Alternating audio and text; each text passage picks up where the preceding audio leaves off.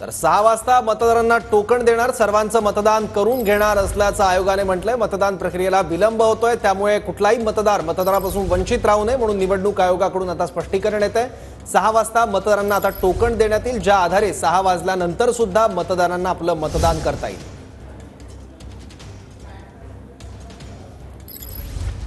तर 6 वाजता मतदारांना टोकन देण्यात येईल।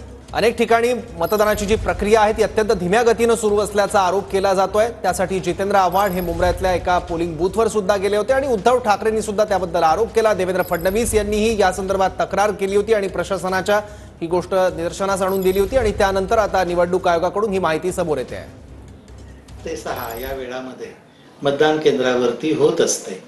याबाबत भारत निवडणूक आयोगाच्या सूचना अतिशय स्पष्ट आहेत।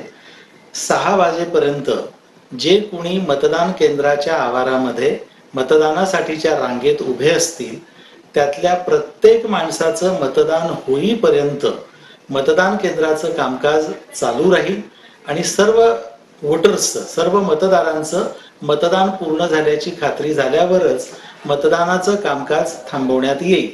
त्यामुळे सर्व मतदारांना आवाहन आहे की त्यांनी 6 वाजेच्या आत आपल्या मतदान केंद्रावरती पोहोचावं आणि गर्दी असल्यास रांगेत उभं राहावं।